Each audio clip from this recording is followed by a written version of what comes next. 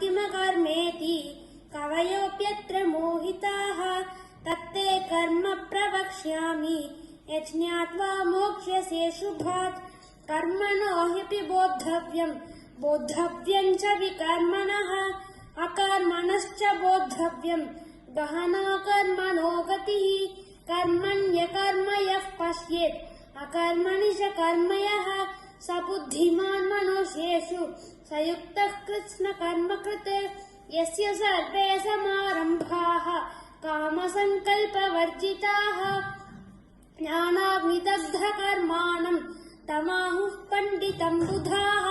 त्यक्त्वा कर्मफलासङ्गम् नित्यतृप्तो निराश्रयः कर्मण्यभिप्रवृत्तोऽपि नैव किञ्चित् करोति सः निराशीर्यत चित्तात्मा त्यक्तसर्वपरिग्रहः शारीरं केवलं कर्म कुर्वन्नाप्नोति किल्बिषम् यदृच्छालाभसन्तुष्टः द्वन्द्वातीतो विमत्सरः समसिद्धावसिद्धौ च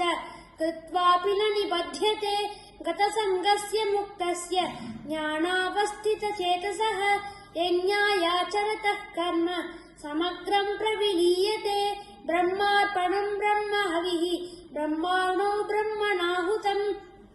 ब्रह्मैव तेन गन्तव्यं ब्रह्मकर्म समाधिना दैवमेवापरे यज्ञं योगिनः पर्युपासते ब्रह्माज्ञावपरे यज्ञं यज्ञेनैवोपजुह्वति श्रोत्रादीनीन्द्रियानन्ये संयमाग्निषु जुह्वति शब्दादीन् विषयानन्ये इन्द्रियाग्निषु जुह्वति सर्वाणीन्द्रियकर्माणि प्राणकर्माणि चापरे आत्मसंयमयोगाग्नौ जुह्वति ज्ञानदीपिते